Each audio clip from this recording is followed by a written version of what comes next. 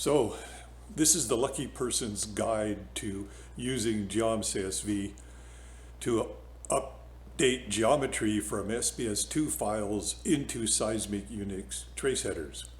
By lucky, I mean that your field records and the SPS2 files contain exactly what they are supposed to contain. And the acquisition people did not restart field record numbering in the middle of acquiring the shots in the survey. And the SPS2 files line and point numbers are small enough to fit into their corresponding key values in the Seismic Unix trace headers. Notice that I am saying SPS2 files. The chance of being lucky with SPS1 files is considerably smaller, mostly due to the line naming convention that did not exist in SPS1. If you're lucky, you have a 3D land survey that looks something like this.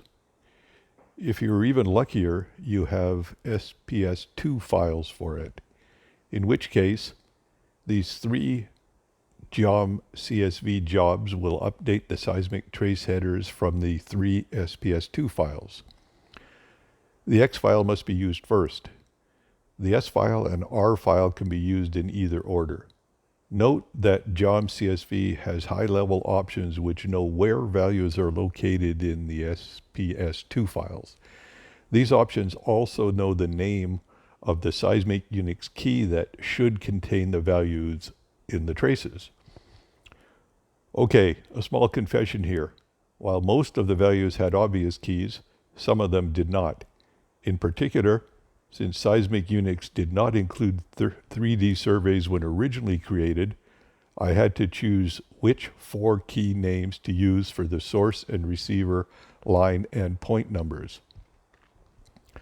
The 4 keys I chose actually were related to defining receiver segments for the old 2D split spread acquisition.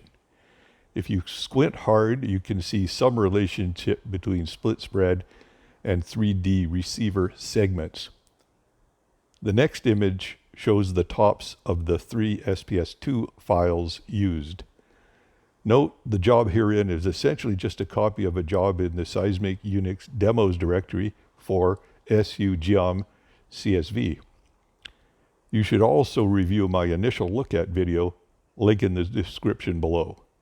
Finally, you should run SUToolCSV, which has similar setup, but will also perform error checking of your SPS2 files, just in case you're not as lucky as you think.